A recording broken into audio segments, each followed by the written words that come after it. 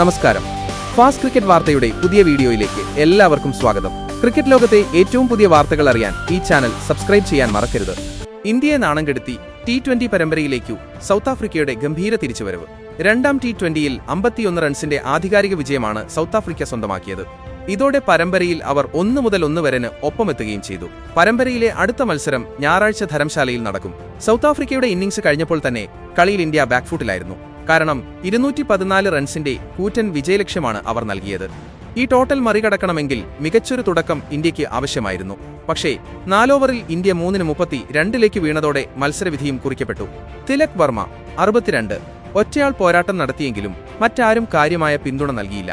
5 ball ശേഷിക്കെ 162 ഇന്ത്യയുടെ പോരാട്ടം അവസാനിക്കുകയും ചെയ്തു. 34 ബോളിൽ 2 ഫോറും 5 സിക്സറും ഉൾപ്പെട്ടതാണ് തിലകിന്റെ ഇന്നിംഗ്സ്. ജിതേഷ് ശർമ്മ 27, അക്ഷർ പട്ടേൽ 21, ഹാർദിക് പാണ്ഡ്യ 20 എന്നിവർ ഭേദപ്പെട്ട പ്രകടനം നടത്തി. സൗത്ത് ആഫ്രിക്കയ്ക്കായി ഒട്നീൽ ബാറ്റ്മാൻ 4 വിക്കറ്റുകൾ എടുത്തു. ഓപ്പണർ ക്വിന്റൺ ഡി കോക്കിന്റെ 90 വെടിക്കെട്ട് ഇന്നിംഗ്സിലേറിയാണ് സൗത്ത് ആഫ്രിക്ക വെറും 4 വിക്കറ്റിന് 213 റൺസെന്ന കൂറ്റൻ ടോട്ടലിലെത്തിയത്. വെറും 46 ബോളിൽ 7 സിക്സറും 5 ഫോറും ഉൾപ്പെട്ടതാണ് അദ്ദേഹത്തിന്റെ ഇന്നിംഗ്സ്.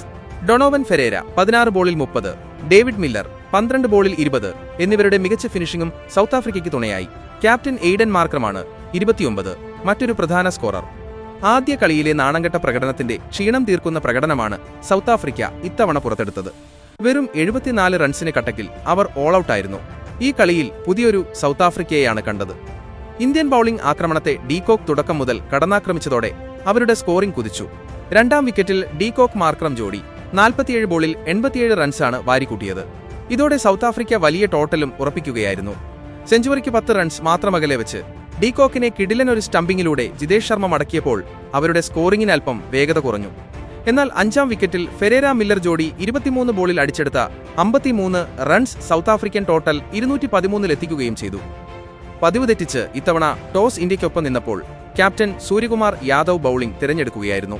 കഴിഞ്ഞ മത്സരത്തിലെ അതേ 11 നിലനിർത്തിയാണ് ഇന്ത്യ ഇറങ്ങിയത്. മറുഭാഗത്ത് സൗത്ത് ആഫ്രിക്കൻ ടീമിൽ 3 മാറ്റങ്ങളുണ്ടായിരുന്നു. Reeza Hendricks, George Linde, Ottniel Baartman എന്നിവരാണ് 11ലേക്ക് വന്നത്. കട്ടക്കിലെ ബരാബതി സ്റ്റേഡിയത്തിൽ നടന്ന ആദ്യ മത്സരത്തിൽ 101 റൺസിന്റെ ഏകപക്ഷീയ വിജയമാണ് ഇന്ത്യ സ്വന്തമാക്കിയത്. പൊരുതാൻ പോലുമാവാതെയാണ് സൗത്ത് ആഫ്രിക്കൻ ടീം അന്ന് തകർന്നടിഞ്ഞത്. മുൻനിര ബാറ്റിംഗ് ഫ്ലോപ്പായെങ്കിലും പരിക്ക് ഭേദമായി തിരിച്ചെത്തിയ ഹാർദിക് പാണ്ഡ്യ ടീമിന്റെ രക്ഷകനായി മാറി. അദ്ദേഹത്തിന്റെ 28 ബോളിൽ 59 അഗ്രസീവ് 50ലേറി ആദ്യം ബാറ്റ് ചെയ്ത ഇന്ത്യ 6 വിക്കറ്റിന് 175 റൺസെന്ന മികച്ച ടോട്ടൽ പടുത്തുയർത്തി. എന്നാൽ മറുപടി ബാറ്റിംഗിൽ സൗത്ത് ആഫ്രിക്ക വെറും 74 ഓൾ ഔട്ട് ആവുകയായിരുന്നു.